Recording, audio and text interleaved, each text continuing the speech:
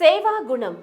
పుట్టిన ఊరికి తనువంతుగా ఎంతో కొంత సేవలందించాలన్న సంకల్పం ఉంటే గ్రామాలు మంచి ఆరోగ్యంతో కళకళలాడుతుంటాయి. ఆ సేవా గుణం ఉన్నవారు వైద్యులు అయితే ఇంకేముంది, ఆ ఊళ్ళో జబ్బులే ఉండవు. ఇందుకు ఉదాహరణే రామ్ హాస్పిటల్ నిర్వాహకులు doctor Palagani Srinivasarao. MBBS, MD, diploma in family మెడిసిన్లో నిపుణులైన శ్రీనివాసరావు కార్పొరేట్ స్థాయికి వెళ్లకుండా పల్లెటూరులో అతి తక్కువ ఫీజుతో ఎందుకు వైద్య సేవలు అందిస్తున్నారు అని అడిగితే తాను పుట్టిన గడ్డపై ఉన్న మమకారమే అంటున్నారు. అందుకే 2017 మార్చి 2న రామ్ హాస్పిటల్ పేరుతో ఉండవల్లి సెంటర్లో అతి తక్కువ ఫీజుతో హాస్పిటల్ ప్రారంభించారు. 5 సంవత్సరాలలో రామ్ హాస్పిటల్ వైద్య సేవలు అందించడంలో కార్పొరేట్కు ధీటుగా నిలిచింది. పేదలకు అందుబాటులో సేవలందిస్తున్నారు పలగాని శ్రీనివాసరావు. ఆసుపత్రికే పరిమితం కాకుండా మెడికల్ క్యాంపులు నిర్వహిస్తూ ప్రజల వద్దకే వెళ్లి వైద్యం అందించడం ఆయన లక్ష్యం. పేదలకు, పోలీసులకు, విలేకరులకు ఉచితంగా వైద్యం అందిస్తున్నారు. వైద్యం విషయంలో ఆయన్ను కదిపితే చాలు మనకు తెలియని ఎన్నో వైద్యపరమైన విషయాలు తెలియజేస్తారు. రామ్ హాస్పిటల్ నిర్వాహకులు ప్రముఖ వైద్య నిపుణులు పలగాని శ్రీనివాసరావుతో దీక్షా media interview.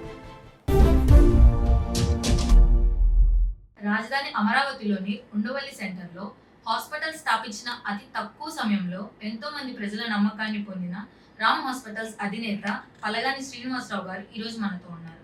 Dengue, malaria, typhoid ఇట్లాంటి ఫీవర్స్ వచ్చినప్పుడు ఎటువంటి జాగ్రత్తలు తీసుకోవాలి, రాకుండా ఎట్లాంటి ప్రికాషన్స్ ముందుగా మనం తీసుకోవాలని దీక్ష మీడియా ప్రేక్షకులకు చెప్పడానికి ఈరోజు మనతో డాక్టర్ గారు ఉన్నారు. నమస్కారం డాక్టర్ గారు. నమస్తే డాక్టర్, ఇప్పుడు ఉన్న సీజనల్ గా ఎందుకు ఊరికే టైఫాయిడ్, డెంగ్యూ ఇట్లాంటి ఫీవర్లు ఎక్కువ వస్తూ ఉన్నాయి? సో జనరల్గా మనకి ఈ సీజన్లో అంటే వర్షాకాల సీజన్లో ఎప్పుడు ఎక్కువగా అందరికీ జ్వరాలు ఎక్కువగానే వస్తూ ఉంటాయి. జనరల్గా వైరల్ జ్వరాలు వస్తూ ఉంటాయి. ఈ వైరల్ జ్వరంలోనే వేరే వేరే రకాలు, డెంగీ జ్వరం, మలేరియా, నెక్స్ట్ టైఫాయిడ్, లేదంటే కొత్త రకం జ్వరాలు అంటే స్క్రబ్ టైఫస్ అని, లెప్టోస్పైరా జ్వరాలని ఇవి కొత్తగా వస్తున్నాయి. జనరల్గా వచ్చే జ్వరాలు మాత్రం మలేరియా, టైఫాయిడ్, వైరల్ జ్వరం, డెంగీ జ్వరాలు. ఈ సీజన్లో మాత్రం కొంచెం ఎక్కువగా డెంగీ జ్వరాలు, టైఫాయిడ్ జ్వరాలు అయితే ఉన్నమాట వాస్తవం. ఈ జ్వరాలు రాకుండా ఉండడానికి ఎటువంటి జాగ్రత్తలు తీసుకోవాలి? జనరల్గా ఈ వర్షాకాల సీజన్లో ఏమవుతుంది అంటే వర్షాలు పడినప్పుడు కింద భూమిలో ఉన్న వాటర్ కూడా చేంజ్ అవుతూ ఉంటుంది. ఈ చేంజ్ కొంచెం ఈ వాటర్ కొంచెం ప్యూరిఫికేషన్ లేకుండా మనం తీసుకున్నప్పుడు, లేదంటే కలుషితమైన ఆహారం తీసుకున్నప్పుడు టైఫాయిడ్ వచ్చే ఛాన్సెస్ ఉన్నాయి. అంటే టైఫాయిడ్ అవడానికి మెయిన్ రీజన్ కలుషితమైన ఆహారం, కలుషితమైన నీరు. అదేవిధంగా ఈ వర్షాకాలం ప్రభావం వల్ల ఎక్కువ నీరు నిల్వ ఉండటం వల్ల, ఈ దోమలు ఎక్కువగా బ్రీడ్ అవటం వల్ల, ఈ దోమకాటు ద్వారా వచ్చే జ్వరాలు అయితే ఈ విష జ్వరాలు ఏంటంటే మలేరియా ఒకటి, డెంగీ జ్వరాలు. జనరల్గా ఈ వాతావరణం మార్పు వల్ల ఈ జలుబు, దగ్గు వచ్చి మామూలు వైరల్ జ్వరాలు కూడా వచ్చే అవకాశం. అంటే ఇలాంటి ఫీవర్స్ వచ్చినప్పుడు అంటే ఎట్లాంటి జాగ్రత్తలు తీసుకోవాలి? మెడిసిన్ కానీ, ఫుడ్ కానీ ఏవి పాటించాలి? మెయిన్గా ఈ వర్షాకాలంలో మాత్రం మనం చాలా పరిశుభ్రంగా ఉండాలి.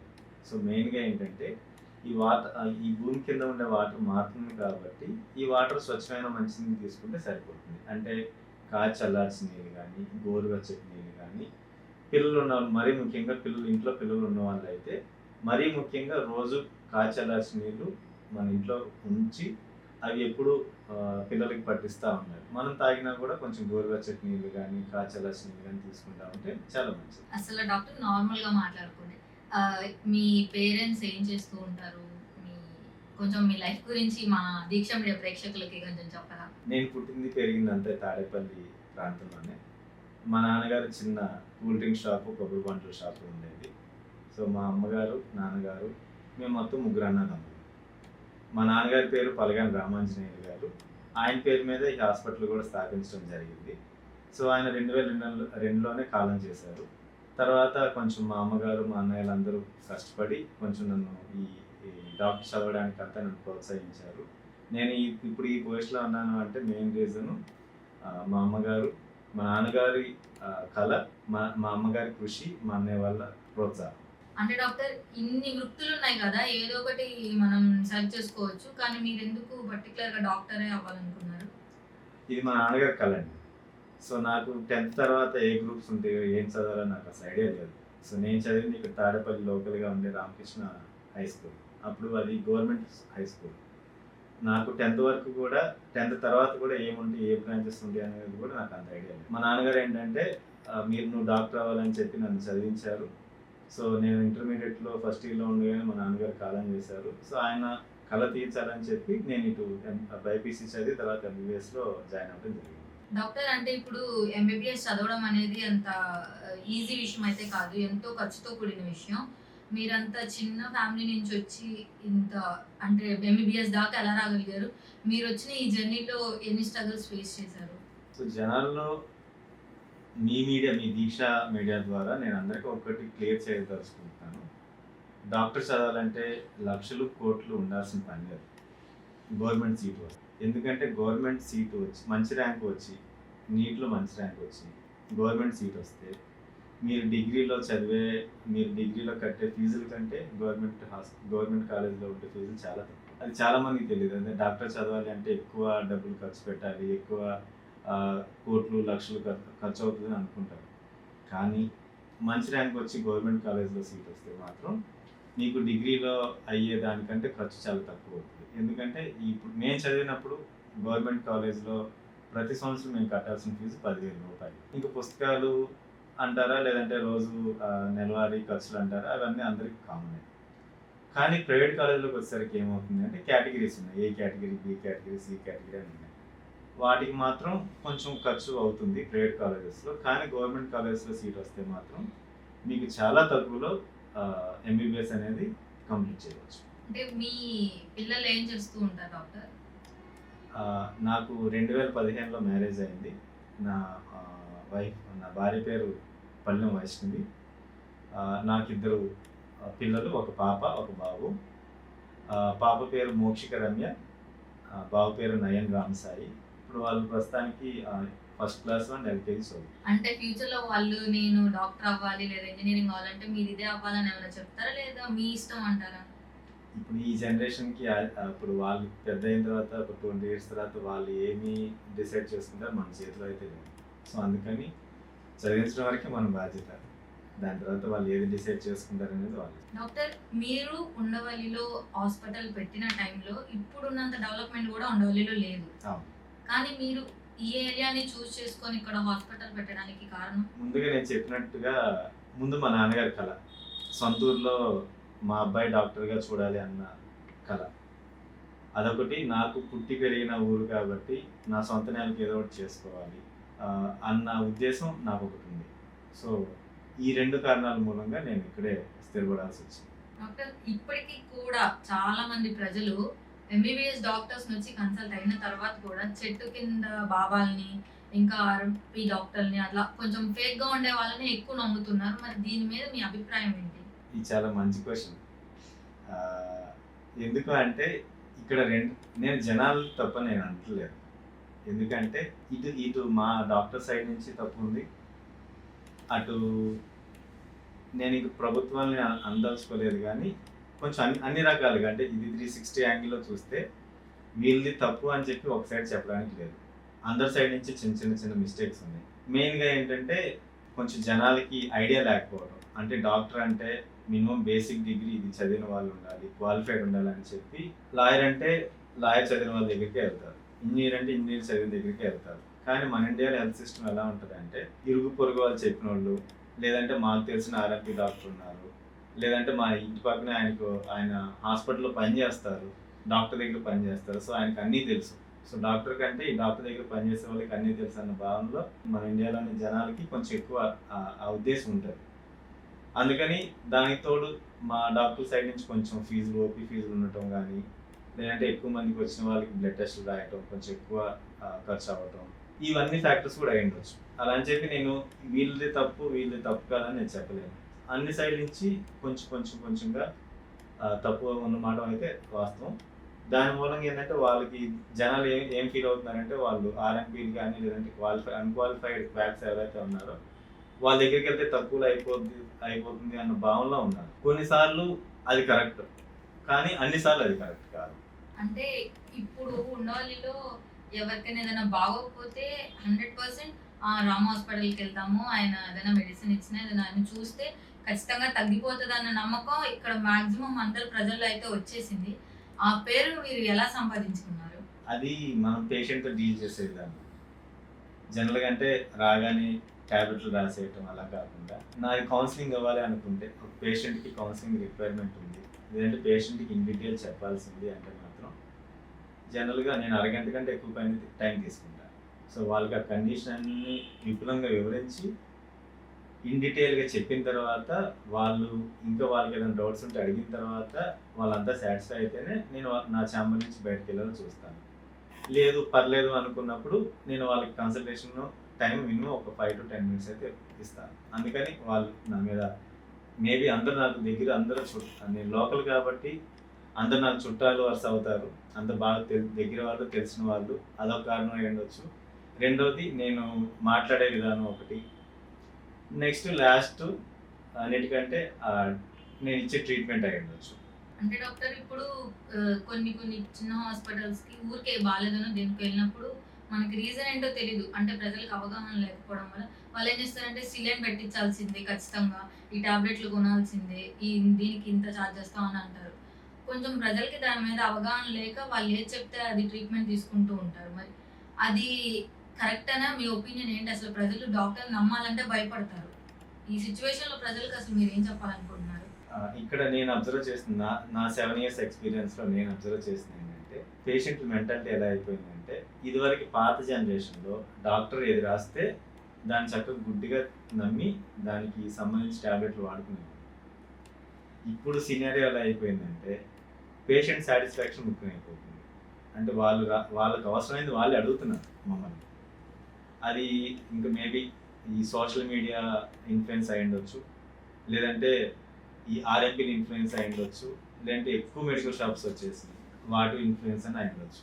ఇప్పుడు జ్వరం రాగానే ఊరికే యాంటీబయాటిక్ వాడాలని ఎక్కడ రూల్ లేదు. ఇప్పుడు మన ఇండియాలో ఎవరైనా సరే మీరు జ్వరం స్టార్ట్ అయితే జ్వరంతో పాటు యాంటీబయాటిక్ స్టార్ట్ చేయకుండా స్టార్ట్ చేసిన వాళ్ళు ఎంతమంది ఉంటారో నన్ను అడిగితే మాత్రం జీరో.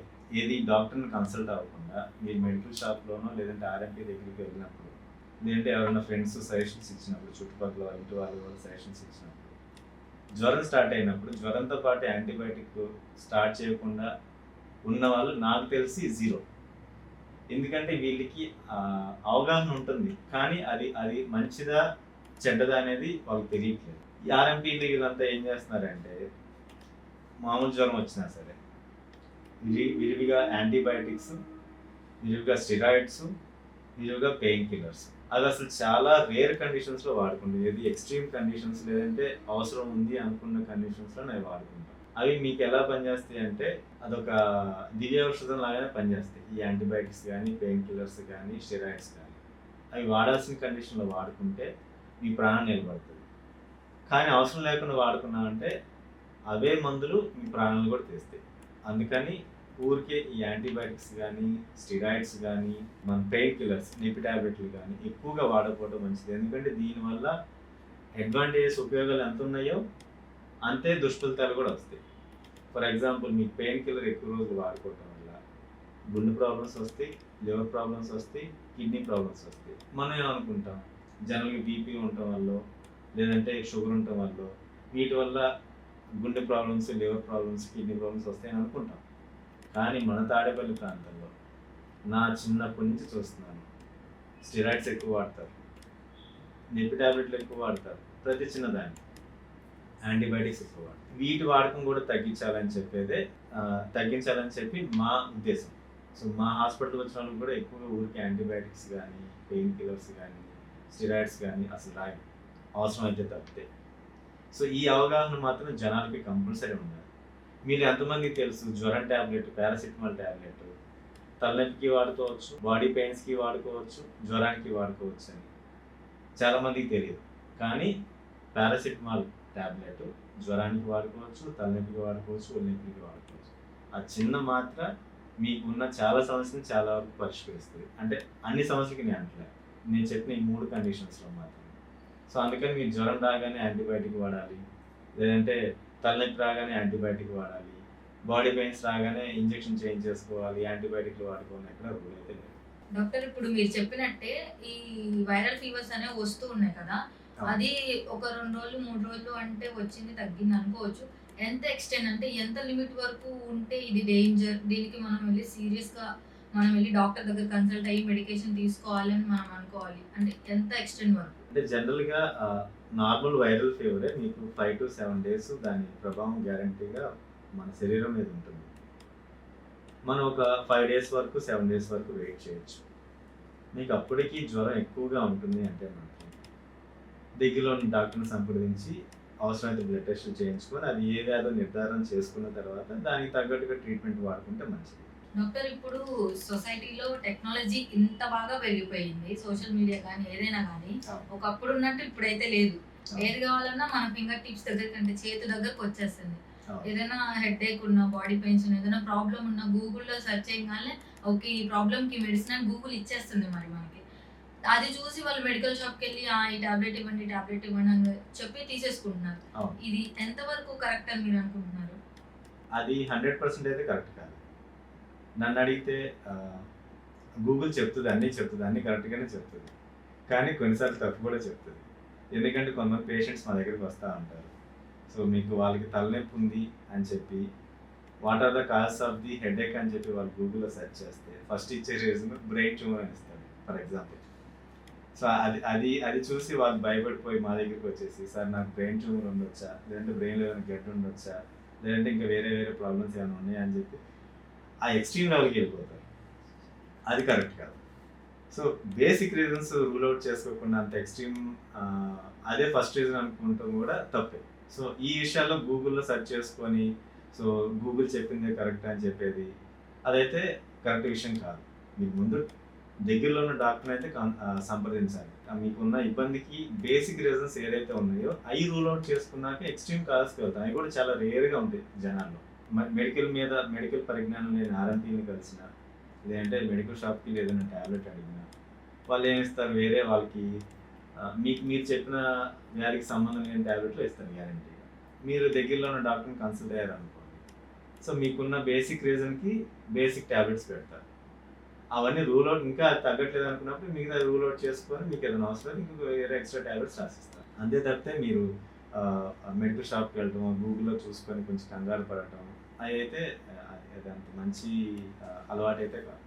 డాక్టర్ ఇప్పుడు చిన్న వయసులోనే బీపీ, షుగర్, హార్ట్ స్ట్రోక్ ఇట్లాంటివి ఎక్కువ శాతం వస్తున్నాయి. అంటే మనం రీసెంట్ ఇయర్స్‌లో బాగా వింటున్నాం. చిన్న వయసులోనే హార్ట్ స్ట్రోక్ వచ్చి చనిపోయారు, స్ట్రోక్ వచ్చిందని. అసలు దీనికి కారణం ఏమై ఉంటుందని అనుకుంటున్నారు? ముఖ్యంగా మన జీవనశైలి. సో ఇప్పుడు రీసెంట్‌గా చూస్తే లాస్ట్ 1 ఇయర్‌లో చూస్తే చాలా చిన్న ఏజ్ వాళ్ళు 20 ఇయర్స్, 30 ఇయర్స్, బిలో 30 ఇయర్స్ వీళ్ళు కూడా చాలా గుండెపోటులకి, ప్రమాదాలకి గుండెపోటుకు వచ్చి చనిపోయిన వాళ్ళు చాలామంది ఉన్నారు. మనం టీవీలో కూడా ఈ మధ్య చాలా ఎక్కువగా చూసాం. దానికి మెయిన్ రీజన్ ఏంటంటే మన జీవనశైలి. పాత రోజుల్లో ఏంటంటే తిన్నది చక్కగా అరిగిపోయేలాగా పనిచేసుకునేవాళ్ళు. ఇప్పుడు ఈ టెక్నాలజీ పెరిగిన తర్వాత మన ఒళ్ళు అలవడానికి కూడా ఛాన్స్ లేదు. సో మనం చక్కగా తింటున్నాము, అది కూడా మంచి తిండి అయితే కాదు. మనం తినేదంతా అడల్టరేటెడ్ ఫుడ్. సో జీవనశైలిలో మన ఆహారం మారింది, మన లైఫ్ స్టైల్ మారింది, వాతావరణం మారింది, పొల్యూషన్ పెరిగింది. ఇవన్నీ కూడా మనిషి జీవితం మీద, మనిషి జీన్స్ మీద చాలా ప్రభావం చూపిస్తాయి. మనకి బయటికి కనిపించేదంతా అంత కరెక్ట్ కాదు. అంటే ఇవి మనిషిని చాలా ఇన్ఫ్లుయెన్స్ చేస్తాయి. అది కూడా ఇది లాంగ్ టర్మ్‌లో ఇన్ఫ్లుయెన్స్ చేస్తాయి. అందుకని మనకి బయటికి మార్పులు కనిపించకపోవచ్చు, కానీ లోపల జీన్స్ మాత్రం చాలా మార్పులు చెందుతూ ఉంటాయి. వీటి ప్రభావం వల్ల, మీరు తినే ఆహారం వల్ల, వాతావరణం వల్ల, మన లైఫ్ స్టైల్ వల్ల.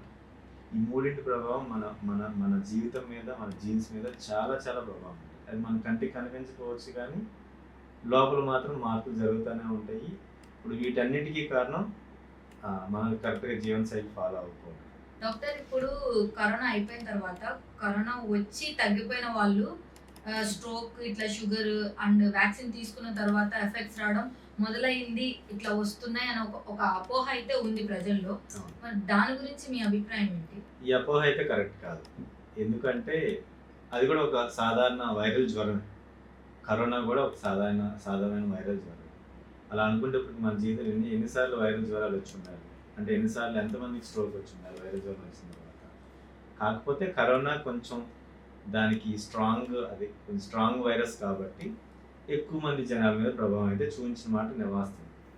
కానీ దానివల్లే స్ట్రోక్ వస్తుంది, దానివల్లే షుగర్ వస్తుంది, బీపీ వస్తుంది అన్న మాట అయితే వాస్తవం కాదు.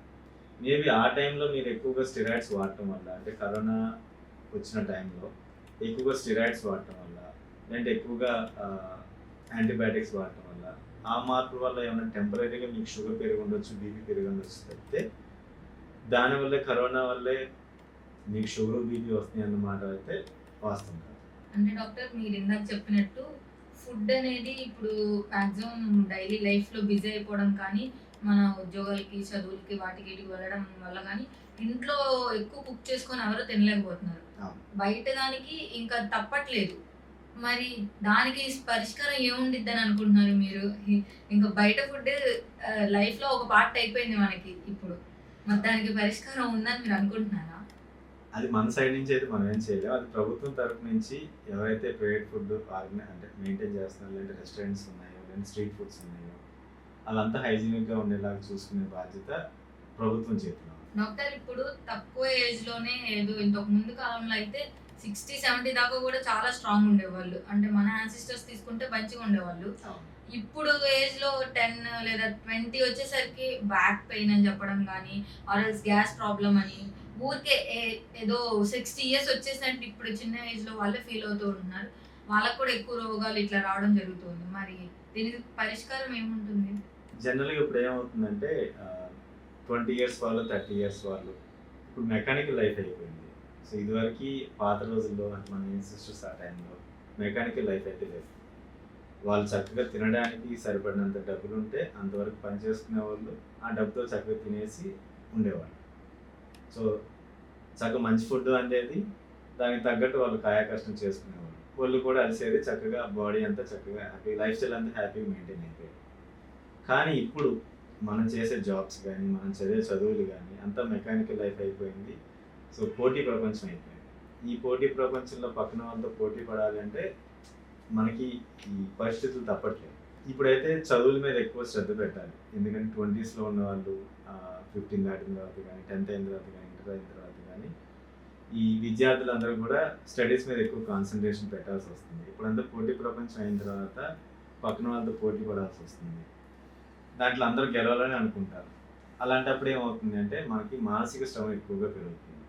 మానసిక శ్రమ ఎప్పుడైతే పెరుగుతుందో, నిద్రలేమి ఎప్పుడైతే వస్తుందో, దానితోడు మన ఆహార శైలి కానీ, మన జీవన శైలి కానీ ఎప్పుడైతే మారిపోతుందో తప్పకుండా దాని ప్రభావం శరీరం మీద అయితే ఉంటుంది. దీనివల్ల కొంచెం 20స్లో కానీ, 30స్లో కానీ ఎక్కువ మంది ఆరోగ్యం మీద ప్రభావం చూపుతుంది. సో వాళ్ళు కొంచెం త్వరగా ఎర్లీ ఆన్సెట్ ఆఫ్ డయాబెటీస్ ఉండటం కానీ, లేదంటే early onset of hyper tension ఉండటం కానీ జరుగుతుంది.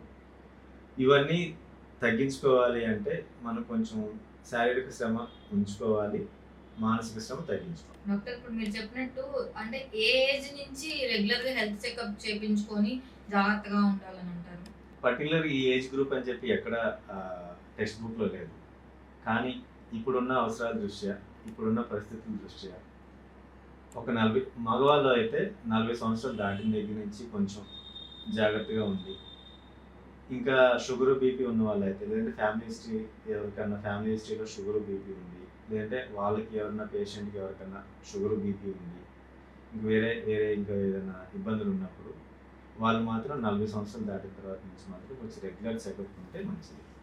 ఆడవాళ్ళకి మాత్రం అదొక 5 ఇయర్స్ ఎక్స్టెన్షన్ చేసుకొని 45 ఇయర్స్ నుంచి కొంచెం రెగ్యులర్ చెకప్ ఉంటే మంచిది. ఇప్పుడు ఉన్న సిచ్యువేషన్ అంటే ఇప్పుడున్న జనరేషన్ లో హెల్త్ మీద కాన్సన్ట్రేషన్ చేసే వాళ్ళు కూడా ఉన్నారు డాక్టర్. ఉన్నారు కాబట్టి జిమ్ కు వెళ్ళి చేసి మనం చాలా యాక్టర్స్ ని కూడా చూసాం జిమ్ చేస్తూ ఉండగా చనిపోయారని ఈ న్యూస్ లో మనం ఫ్రీక్వెంట్ గా వింటూనే ఉన్నాం. ఎందుకు జిమ్ చేస్తే మంచిదా, లేదా ఎక్కువ చేస్తే మంచిదా, లేదా ఎక్కువ చేయడం వల్ల చనిపోతున్నారా? జిమ్ చేయడం అనేది ఎప్పుడైనా మంచి విషయం. సో జాగింగ్ చేయటం కానీ, జిమ్ చేయటం కానీ, వాకింగ్ చేయటం కానీ ఎప్పుడు మంచి విషయాలు. అది మన జీవన శైలిలో ఒక భాగంగా ఉండాలి తప్పకుండా. ఇక్కడ ఇబ్బంది ఏమొస్తుందంటే విగ్రస్ ఎక్సర్సైజ్ అనేది మాత్రం నాట్ అడ్వైజబుల్. జిమ్ చేయొచ్చు కానీ విగ్రస్గా కాదు, జాగింగ్ చేయొచ్చు కానీ ఎక్కువ టైం కాదు, వాకింగ్ చేయొచ్చు అలా అని చెప్పి గంటల తరబడి వాటి మీద చేయాల్సిన పని లేదు. సో మనం ఆ లిమిట్ పెట్టుకొని మన బాడీకి ఎంతవరకు అవసరమో ఆ లిమిట్ పెట్టుకొని అంతవరకు ఎక్సర్సైజ్ చేసుకుని అంతవరకు ఫిజికల్ ఎక్సర్సైజ్ చేసుకుంటా ఉంటే చాలా మంచి విషయం. ఇప్పుడున్న జనరేషన్ లో మీరు ఇందాక చెప్పినట్టు ఎడ్యుకేషన్ సిస్టమ్ అసలు లైఫ్ లో ప్రైమరీ పార్ట్ అయిపోయింది. ఇది ఉండకపోతే మాకు పరుగు పోయిద్ది, నా పిల్లోడు ఇంత మార్క్స్ తెచ్చుకోకపోతే నాకు ఇదైపోయిద్ది అన్న సిచ్యువేషన్ లో ఉన్నారు ఇప్పుడున్న ప్రజలందరూ.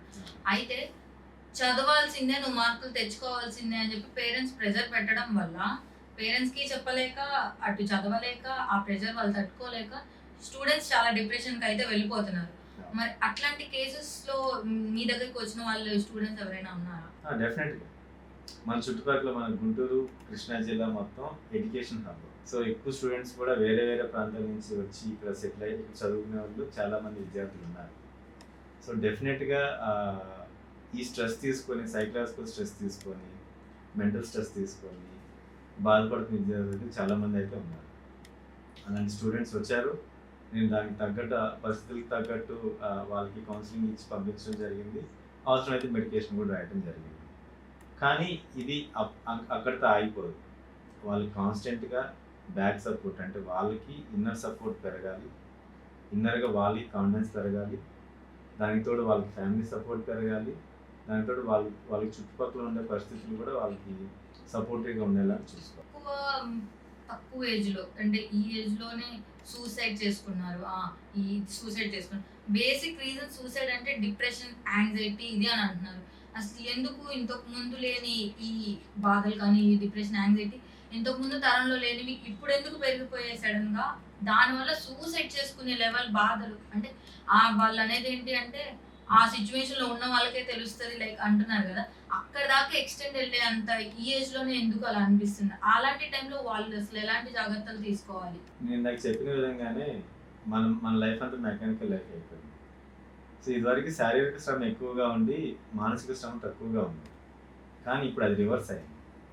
ఇప్పుడు మానసిక శ్రమ ఎక్కువగా ఉంటుంది, శారీరక శ్రమ తక్కువగా ఉంటుంది.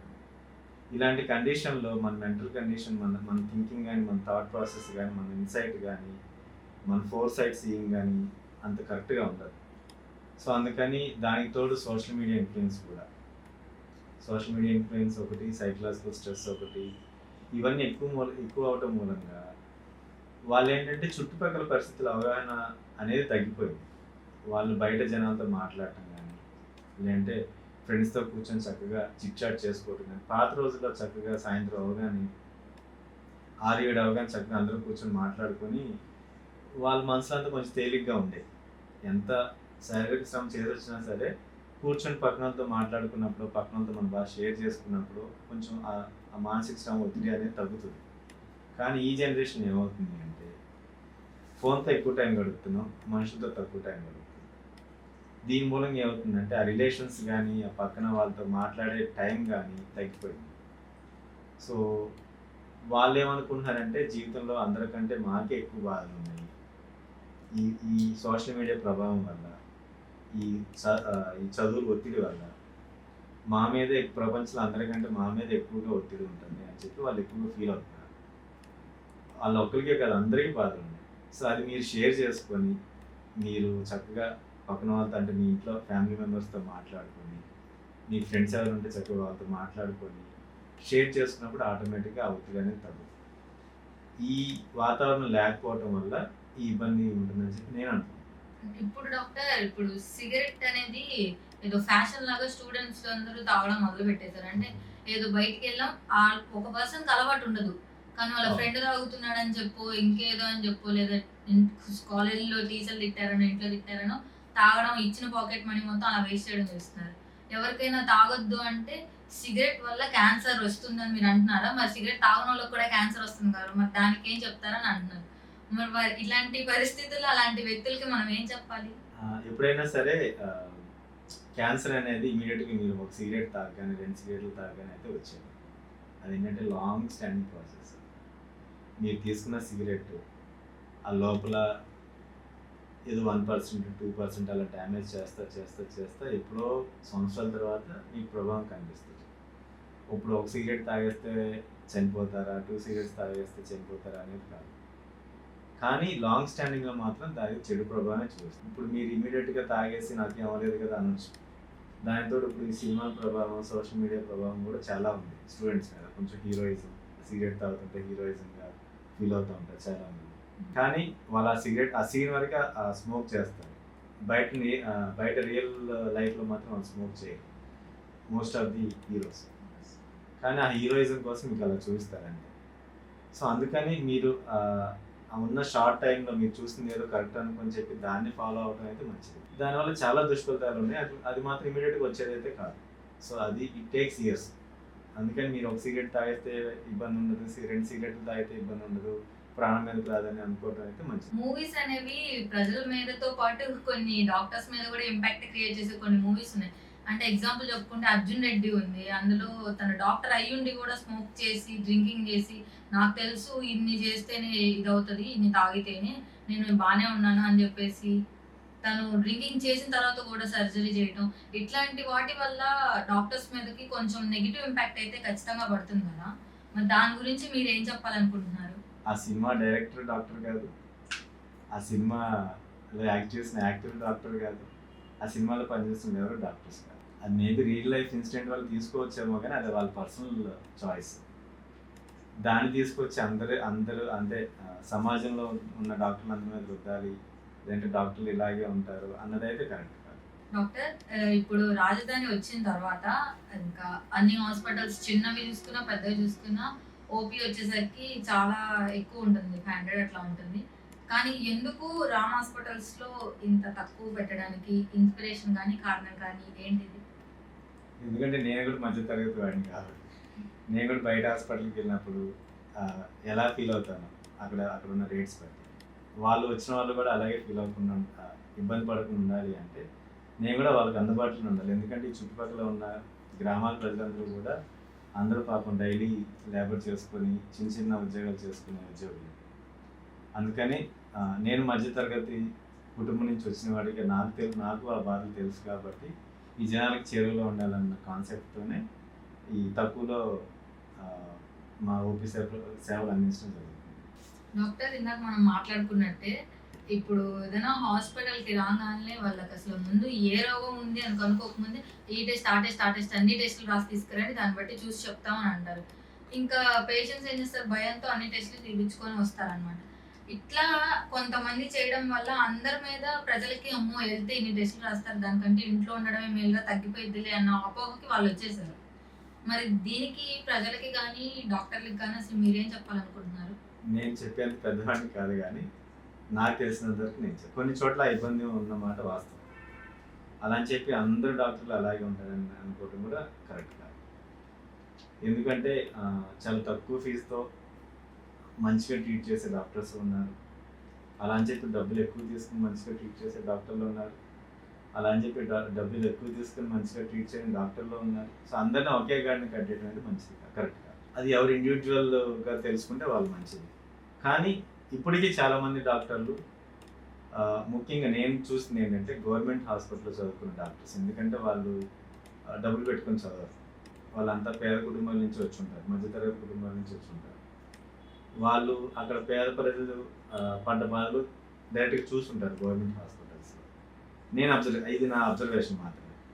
ఈ గవర్నమెంట్ హాస్పిటల్లో చదివిన స్టూడెంట్స్ ఎవరైతే ఉన్నారో వాళ్ళకి కొంచెం ఎక్కువగా ఈ పేద ప్రజలు కొంచెం తక్కువలో ట్రీట్ చేయాలి, కొంచెం మంచిగా ట్రీట్ చేయాలన్న కొంచెం అభిప్రాయం అయితే ఉంటుంది డాక్టర్స్. అలా అని చెప్పి నేను ప్రైవేట్ హాస్పిటల్లో ప్రైవేట్ కాలేజీలో చదువుకున్న వాళ్ళు ఎక్కువ డబ్బులు పెట్టి తీసుకున్నానని చెప్పి నేను అనను, కానీ నేను అబ్జర్వ్ చేస్తుంది వాళ్ళకైతే కొంచెం ఎక్కువగా జనాలతో మమేకం అవ్వాలి, తక్కువలో ట్రీట్ చేయాలి, తక్కువలో ఏదైనా జనాలకి చేయాలన్న ఉద్దేశం అయితే గ్యారంటీగా ఉంటుంది. సో అలాంటి డాక్టర్స్ ఉన్నారు, ఇలాంటి డాక్టర్స్ ఉన్నారు. సో అందరిని ఒకే గాడిని కట్టడం అయితే కరెక్ట్ కాదు. డాక్టర్, ఇప్పుడు డాక్టర్ అవడం అంతా ఒక ఎత్తు అయితే హాస్పిటల్ పెట్టాలి, అందరిలాగా సేవ చేయాలని చాలా మందికి ఉంటుంది. కానీ హాస్పిటల్ పెట్టలేకపోతున్నారు చాలా మంది, అది ఆర్థిక స్తోమత వల్ల కానీ ఇంకేదైనా అయ్యి ఉండొచ్చు. మరి అలాంటి సమయంలో వీళ్ళు ఏదైనా ఆర్గనైజేషన్ కింద వర్క్ చేస్తున్నారు. అప్పుడు వాళ్ళు చెప్పినట్టుగా అంటే వీళ్ళకి మనసుకి నచ్చినా నచ్చకపోయినా ఇంకా వాళ్ళు ఏది చెప్తే అది చేస్తున్నారు. మరి అట్లాంటి సమయాల్లో డాక్టర్స్ ఎట్లాంటి ఇబ్బందుల్ని ఫేస్ చేస్తున్నారు? ఇది కూడా ఒక మంచి క్వశ్చన్. ఎందుకంటే ఇక్కడ చదువుకొని వెళ్ళిన వాళ్ళు చాలామంది కూడా హాస్పిటల్ పెట్టేసి సొంతగా హాస్పిటల్ పెట్టి సొంతగా వైద్యం చేసే అంత కెపాసిటీ ఉండకపోవచ్చు. ఎందుకంటే అందరూ ఎక్కువ పేద తరగతి మధ్య తరగతి నుంచి వచ్చిన వాళ్ళే. వాళ్ళు తప్పకుండా ఒక డిగ్రీ చదివిన తర్వాత వాళ్ళ పెళ్లి చేసుకుంటారు, పిల్లలు ఉంటారు, వాళ్ళ ఫ్యామిలీ మెంబర్స్ ఉంటారు, అమ్మ నాన్న ఉంటారు, వాళ్ళని పోషించుకోవాలి తప్పదు. దానికోసం వాళ్ళు ఏదో పని చేయాలి. అలాంటప్పుడు వాళ్ళు సొంతగా హాస్పిటల్ పెట్టలేని టైంలో వాళ్ళు ఏదో ఒక హాస్పిటల్‌లోనో లేదంటే ఏదో ఒక ఆర్గనైజేషన్‌లో జాయిన్ అవ్వాల్సి వస్తుంది తప్పదు. అలాంటప్పుడు వాళ్ళ ఇన్‌ఫ్లూయెన్స్ అక్కడ పర్టిక్యులర్ ఆర్గనైజేషన్ బట్టి వాళ్ళు పోవాల్సిందే తప్పితే వాళ్ళు సొంతగా అనేదైతే గ్యారంటీ ఉండదు. కానీ చాలామంది ఏం చేస్తున్నారంటే రీసెంట్‌గా కొంచెం డాక్టర్స్ రిక్రూట్‌మెంట్స్ బాగానే పెరిగినాయి. గవర్నమెంట్ హాస్పిటల్స్‌లో గానీ, గవర్నమెంట్ మన ప్రైమరీ హెల్త్ సెంటర్స్‌లో గానీ డాక్టర్స్ రిక్రూట్‌మెంట్స్ బాగానే పెరిగినాయి. చాలామంది ఏందంటే అటు డైవర్ట్ అవుతున్నారు.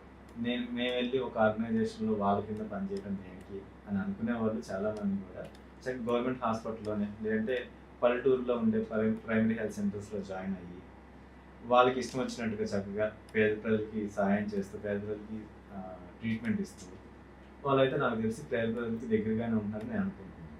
డాక్టర్ ఇప్పుడు ఇంటర్ అయిపోయిన తర్వాత నీట్ రాస్తున్నారు.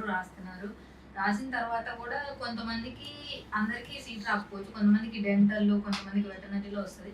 కానీ పేరెంట్స్ ఏంటి, డెంటల్ వద్దు, ఎంబీబీఎస్సే చేయాలి, వెటర్నరీ వద్దు. అసలు అవి డాక్టర్‌లే కాదు, నువ్వు ముందు ఎంబీబీఎస్సే చేయాలి. అంటే అది డాక్టరే, ఇది డాక్టరే కదా! ఏదైనా ఎవరికైనా ఏదైనా సేవ చేయడమే. కానీ ఎందుకు పేరెంట్స్ ఇట్లా ఉన్నారు? ఎందుకు ఎంబీబీఎస్ మీద ఇంత స్ట్రాంగ్ ఒపీనియన్ పడిపోయింది, మిగతా వాటి మీద లేదు? అంటే ఇది ఎవరికి వారి ఇండివిడ్యువల్ పర్సెప్షన్. అది వాళ్ళు ఎందుకు అలా ఆలోచిస్తున్నారనేది అది కూడా మనకు తెలియదు. ఎందుకంటే ఇప్పుడు మా అమ్మాయిని అడిగితే, మా పాపని అడిగితే తనకి చక్కగా ఈ పెట్స్ అంటే చాలా ఇష్టం. ఇప్పుడు ఏమవుతావు మోక్షితా నువ్వు పెద్దయ్యాక అని అడిగితే నేను వెటర్నరీ డాక్టర్ అవుతాను. సో ఇప్పుడు నేను దాన్ని నేను ఖండించడం లేను. నువ్వు అలా కాదు ఎంబీబీఎస్ చదవాలి, అలాగా డాక్టర్స్ని పేషెంట్స్ ట్రీట్ చేయాలని చెప్పి నేను చెప్పలేను. పెద్దయిన తర్వాత పిల్లలకి ఏది ఇష్టం అనుకుంటే, ఏ ఫీల్డ్ ఇష్టం అనుకుంటే ఆ ఫీల్డ్లో వాళ్ళు సెటిల్ అవనిస్తేనే మంచిది. అలా అని చెప్పి పెద్దవాళ్ళు పేరెంట్స్ ఫోర్స్ చేసి పిల్లల్ని వాళ్ళు ఇంకా సైకలాజికల్‌గా ఇంక లేదంటే మెంటల్‌గా స్ట్రెస్ వచ్చేలా చేసి వాళ్ళు ఇంకా ఇబ్బంది పడేలా చేయడం కంటే వాళ్ళకి నచ్చిన ప్రొఫెషన్‌లో వాళ్ళు ఉండనివ్వటం మంచిది. దాంట్లో వాళ్ళు గ్యారంటీగా పై స్థాయికి అయితే వెళ్ళే అవకాశాలు చాలా ఎక్కువ అలా చేయనిస్తే. అంటే డాక్టర్ సినిమాలో చూపించినట్టే ఉంది. పుట్టినూరులోనే ఉండాలి, అక్కడ ప్రజలకి సేవ చేయాలనుకోని మీ డ్రీమ్‌ని మీరైతే సక్సెస్‌ఫుల్‌గా అండ్ మీ నాన్నగారి కలని నెరవేర్చారు. యాజ్ ఏ యంగ్ డాక్టర్‌గా మీరు రాబోతున్న డాక్టర్స్ అంటే రాబోతున్న జూనియర్ డాక్టర్స్ గాని, రాబోతున్న జనరేషన్‌కి మీరేం చెప్పాలనుకుంటున్నారు? వాళ్ళకి ఏ సజెషన్ ఇవ్వాలనుకుంటున్నారు వాళ్ళ ఫ్యూచర్ కోసం? నేను ఇంకా అంత పెద్ద డాక్టర్‌ని అయితే అనుకోవట్లేదు. కానీ ఈ ఎక్స్‌పీరియన్స్‌తో నేను చెప్పగలిగేది ఏంటంటే బయటకొచ్చాక మీకే అన్నీ అర్థమవుతాయి. సో మీరు జనాల్లో ఇంటరాక్ట్ అవుతా ఉంటే, వాళ్ళ బాధలు వింటా ఉంటే, వాళ్ళు మన హాస్పిటల్‌కి వచ్చినప్పుడు వాళ్ళకున్న శారీరక సమస్యలు కాకుండా వాళ్ళకున్న పర్సనల్ సమస్యలు కూడా మనకు చెప్తా ఉంటారు. అవి విన్నప్పుడు వాళ్ళతో ఇంటరాక్ట్ అయినప్పుడు సో మీలో ఉన్న రియల్ డాక్టర్ బయటకు వస్తాడు. మీరు ఉట్టి వాళ్ళు చెప్పిన జ్వరం, జలుబు, దగ్గు అవి ట్రీట్ వాటితో పాటు మీరు బాగా మంచి పర్సనల్ క్లోజ్ డాక్టర్ అని చెప్పి వచ్చి మీతో వాళ్ళకున్న ఇబ్బందులు చెప్తారు చూసారా, అప్పుడు మీరు ఏదైనా కమర్షియల్ యాంగిల్ ఉన్నా సరే సో అందరికీ గ్యారంటీగా ట్రీట్మెంట్ చేయాలి, లేదంటే హాస్పిటల్ పెట్టాలి, సంపాదించాలి అన్నట్టే ఉంటుంది గ్యారంటీగా వచ్చే కొత్త డాక్టర్స్ ఎవరికైనా సరే. కానీ ఆ కమర్షియల్ యాంగిల్ ఉన్నా మీరు పేషెంట్స్తో ఇంటరాక్ట్ అవ్వగలిగితే మీకున్న ఆ కమర్షియల్ యాంగిల్ కూడా పోతుంది గ్యారంటీ. సో వాళ్ళకి ఏదో మంచి చేయాలి, వాళ్ళకి ఏదో తప్పులను ట్రీట్ చేసి పంపించాలి, వాళ్ళు పెట్టుకోలేని కండిషన్లో ఉన్నారు అంటున్నప్పుడు కొంచెం డబ్బులు చూసి చూడనట్టు వదిలేసేయాల్సి వస్తుంది. సో గ్యారంటీ మీరు పేషెంట్తో ఇంటరాక్షన్ కరెక్ట్గా అవ్వగలిగితే, వాళ్ళ బాధలన్నీ వినగలిగితే మీలో మంచి డాక్టర్ అయితే బయటకు వస్తారని నేను అనుకుంటున్నాను. సో దీనికల్లా మీరు పేషెంట్తో చక్కగా కూర్చొని ఆ ఇంటరాక్షన్ ఏదైతే ఒక 1 minute అన్నా ఉంది, 2 minutes అన్నా ఉంది, వాళ్ళతో చక్కగా face to face, I to eye contact చేసి మీరు వాళ్ళ బాధని వినగలిగితే గ్యారంటీగా మీలో నుంచి మంచి డాక్టర్ అయితే బయటకు వస్తారు. మీ ఫ్యూచర్ ప్లాన్స్ ఏమున్నాయి డాక్టర్? అంటే ఇంకా ఏం సాధించాలి అంటే ప్లాన్స్, ఇంకా మీరు ఏం చేద్దామని?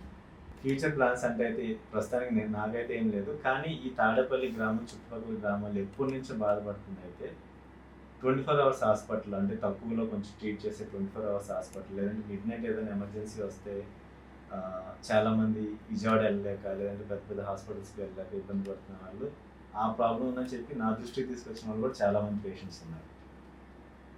ఈ ఇబ్బంది తీర్చాలని చెప్పి నాకైతే టోటల్ 24/7 సో హాస్పిటల్ ఒకటి రన్ చేయాలి అని అయితే కల ఉంది. మన తాడేపల్లి ప్రజలకి, తాడేపల్లి చుట్టుపక్కల ప్రజలకి మాత్రం ఈ సేవ అందించగలిగితే బాగుంటుందేమో అని చెప్పి నా నా నా ఉద్దేశం. అందుకని ఫ్యూచర్‌లో కుదిరితే చక్కగా ఒక అన్ని బేసిక్ స్పెషాలిటీస్ ఉన్న హాస్పిటల్, 24/7 ఉండగలిగే హాస్పిటల్ విత్ అన్ని బేసిక్ ఫెసిలిటీస్ ఉండాలని చెప్పి అలా హాస్పిటల్ కన్స్ట్రక్షన్ చేయాలని చెప్పి నా ఆశ. ఖచ్చితంగా అవుతుంది. All the best. Thank you. Doctor, ఇప్పుడు ఏదైనా మంచి పని చేస్తాం, చెడ్డ పని అంటే ఇంకా పక్కన పెట్టేద్దాం. మంచి పని చేస్తాం అంటే నలుగురు 4 మాటల అవసరమా నీకు? అంటే సక్సెస్ అవ్వని దాకా ఏదో ఒకటి అంటూనే ఉంటారు. వన్స్ సక్సెస్ అయిన తర్వాత మా అబ్బాయే, మా అమ్మాయే, మాకు తెలుసు తను సక్సెస్ అవుతుందని ఇట్లాంటి మాటలు చెప్తూ ఉంటారు కదా. మీరు ఒక ఆర్గనైజేషన్ ఇట్లా హాస్పిటల్ స్టార్ట్ చేస్తున్నాను అన్నప్పుడు మీకు ఎట్లాంటి స్పందన వచ్చింది పక్కన వాళ్ళ దగ్గర నుంచి? అది మీరు ఎలా ఓవర్కమ్ చేశారు? డెఫినెట్‌గా ఏదో పాజిటివ్ స్పందనే వచ్చింది. 'ఆకాశమే నీ హద్దురా' అనే సూర్య నటించిన మూవీలో చూసినట్టుగా, సో అతను ఒక ప్రజలకు మంచి చేయాలనుకున్నప్పుడు తన దగ్గర డబ్బులు లేకపోయినా అందరూ డబ్బులేసి ఎలా సహాయం చేశారు. నాకు అలా ఆర్థిక సాయం చేసిన వాళ్ళు ఉన్నారు, నాకు మోరల్ సపోర్ట్ ఇచ్చిన వాళ్ళు ఉన్నారు. సో నన్ను ఎక్కడ డిస్కరేజ్ అయితే చేయలేదు. నన్ను అందరూ పాజిటివ్‌గానే ఎంకరేజ్ చేశారు. ఈ చుట్టుపక్కల ఉన్న జనాలు కానీ, లేదంటే ఈ తాడేపల్లి ప్రజలు కానీ, లేదంటే మన లీడర్స్ కానీ, మా అన్నదమ్ములు కానీ, మా ఇంట్లో ఫ్యామిలీ మెంబర్స్, మా వైఫ్ కానీ, మా అమ్మ కానీ, అందరూ కూడా నన్ను పాజిటివ్‌గానే సమర్థించి నువ్వు సక్సెస్ అవుతావు అని చెప్పి ప్రోత్సహించిన వాళ్ళే తప్పితే డిస్కరేజ్ చేసిన వాళ్ళైతే. మీ ఫ్యామిలీలో ఎవరైనా ఈ వృత్తిలో ఉన్నారా డాక్టర్? మా జనరేషన్‌లో మా ఫ్యామిలీ నుంచి నేనే ఫస్ట్ డాక్టర్‌ని. ఇక్కడ ప్రజలు ఎందుకు రామ్ హాస్పిటల్స్ ని చూస్ చేసుకోవాలి అనే ప్రశ్న వస్తే మీరు ఏం చెప్తారు సమాధానం? అన్నిటికంటే నా ఫస్ట్ సమాధానం క్వాలిఫైడ్ డాక్టర్స్. సో ఇక్కడ రామ్ హాస్పిటల్స్‌లో నేను ఉన్నాను. అంటే నేను general, BP, sugar plus family physician కూడా ఇక్కడ సేవలు అందిస్తాను. రెండోది మన దగ్గర చిన్నపిల్లల డాక్టర్ గారు కూడా జాలాది రవితేజ గారు కూడా అందుబాటులో ఉన్నారు. ప్రతిరోజు సాయంత్రం 6 గంటల నుంచి 9:30 గంటల వరకు చిన్నపిల్లల డాక్టర్ గారు కూడా అవైలబుల్గా ఉంటారు. దానికి తోడు కంటికి సంబంధించి ఏమైనా ఇబ్బందులు ఉన్నా సరే ఇక్కడ కంటికి సంబంధించి వైద్య సేవలు కూడా అందుబాటులో. అన్నిటికంటే మెయిన్ చెప్పేది ఏంటంటే qualified faculty. So qualified faculty అనేది మా ఈ చుట్టుపక్కల ప్రాంతాల్లో ఎక్కువ మంది క్వాలిఫైడ్ లేరు, అందరూ క్రాక్సే ఉన్నారు. సో ప్రజలు ఎందుకు రామ్ హాస్పిటల్ని చూస్ చేసుకోవాలనుకుంటే నేను చెప్పే ఫస్ట్ ఆప్షన్ క్వాలిఫైడ్ డాక్టర్స్. ఇక్కడ ఎట్లాంటి స్పెషాలిటీస్ అంటే ఎక్విప్మెంట్స్ కానీ ఇక్కడ ఎట్లాంటి స్పెషాలిటీస్ ఉన్నాయి? ఇక్కడ చిన్నపిల్లలకి సంబంధించిన అన్ని నెబులైజర్, 2 చిన్నపిల్లల డాక్టర్ గారు అవైలబుల్గా ఉంటారు. దానికి తోడు షుగర్కి సంబంధించి అన్ని రకాల ఇన్స్ట్రుమెంట్స్ లైక్ ఎత్తులో విన్ను, తీసే విన్ను, అదేవిధంగా గుండెకి సంబంధించి ఈసీజీ మిషన్, ఫార్మసీ, ఇవన్నీ మీకు అన్ని రామ్ హాస్పిటల్లో అవైలబుల్గా ఉంటాయి. బేసిక్గా కావాల్సిన అన్ని ల్యాబ్, మెడిసిన్, ఫార్మసీ అండ్ బీపీకి సంబంధించినవి కానీ, షుగర్కి సంబంధించినవి కానీ అన్ని ఇన్స్ట్రుమెంట్స్ కూడా ఇక్కడ అవైలబుల్గా ఉన్నాయి. డాక్టర్, ఇప్పుడు ఏదైనా హాస్పిటల్కి వెళ్ళి మనం ట్రీట్మెంట్ చేయించుకున్న తర్వాత మెడిసిన్ వాళ్ళు రాసిస్తే అక్కడ వాళ్ళ దగ్గర ఉన్న ఫార్మసీలోనే తీసుకోవాలని అయితే చెప్తున్నారు ఎక్కడ చూసినా. ఇప్పుడు సెంట్రల్ గవర్నమెంట్ జన ఔషధి కేంద్రాలు అని చెప్పేసి పెట్టింది. అక్కడ ఇక్కడ మెడిసిన్లో యూజ్ చేసే ఫార్ములాస్ సేమే, కానీ మరి ఇక్కడే ఎందుకు తీసుకోవాలంటున్నారు? దీనికి ఏం చెప్పాలనుకుంటున్నారు మీరు? సో దీనికి సింపుల్ ఎగ్జాంపుల్, మనం బ్రాండెడ్ బట్టలు వేసుకుంటాము, మనం లోకల్గా తయారు చేసే ఖాదీ బట్టలు లేదంటే మన మంగళగిరి చేనేత బట్టలు వేసుకుంటాం. కానీ ప్రైస్ డిఫరెన్స్ ఎంత ఉంటుంది మీకు తెలిసిందే. సో అవి మనకి లోకల్గా తయారు చేసే బట్టలు, అవి కాస్ట్ చాలా తక్కువ ఉంటుంది. కానీ మన వల్ల ఇప్పుడు ఏమనుకుంటాం, బ్రాండెడ్ బట్టలు వేసుకోవాలి, అవి ఎంత కాస్ట్ అయినా సరే అవి వేసుకుంటే ఏదో అందరికి జనాల ముందు ఏదో మంచిగా ఉన్నాము అన్న ఫీలింగ్. ఆ కంపారిజన్ కరెక్ట్గా, ఇది కంప్లీట్ కంపారిజన్ కరెక్ట్ కాదు కానీ, బట్ జనరిక్ మెడిసిన్ కూడా చాలా మంచిది. జనరిక్ మెడిసిన్లో కూడా చక్కగా మీకు మంచి మెడిసిన్స్ అన్ని కాంబినేషన్స్ కూడా ఉన్నాయి. మనకి తక్కువ రేట్లో కూడా అవైలబుల్గా ఉంటాయి. కానీ కొన్ని కండిషన్స్లో మాత్రం, అంటే క్రానిక్ కండిషన్స్, అంటే chronic diseases like sugar, BP, లేదంటే థైరాయిడ్ కానీ, లేదంటే కొంచెం ఎక్కువ రోజులు వాడాల్సినవి కానీ, ఇలాంటి వ్యాధులు ఉన్న వాళ్ళలో మాత్రం గ్యారంటీగా కొంచెం బ్రాండెడ్ మెడిసిన్స్ అన్నట్టే మేము మా డాక్టర్ సైడ్ తీసుకుంటా ఉంటారు. బ్రాండెడ్ మెడిసిన్స్కి వెళ్తేనే బెటర్ అన్నట్టు. ఎక్యూట్ కండిషన్స్ లైక్ ఇప్పుడు ఫీవర్ ఉంది, జలుబు, దగ్గు ఉన్నాయి, లేదంటే ఏదైనా 2-3 రోజుల కోర్సు, లేదంటే వారం రోజుల కోర్సు, 10 రోజుల కోర్సు వాడాల్సి ఆపేయాల్సి వస్తుంది. అలాంటి కండిషన్స్లో మాత్రం జనరిక్ మెడిసిన్ వాడుకోవచ్చు. కానీ జనరిక్ మెడిసిన్ బ్రాండెడ్ మెడిసిన్తో పోల్చుకుంటే జనరిక్ మెడిసిన్ ఎక్కడ తక్కువ అయితే కాదు. జనరిక్ మెడిసిన్ కూడా చాలా క్వాలిటీ మెయింటైన్ చేస్తారు. అది చక్కగా పేద ప్రజలకు కూడా అందుబాటులో ఉండే రేట్లో కూడా అందుబాటులో ఉంది.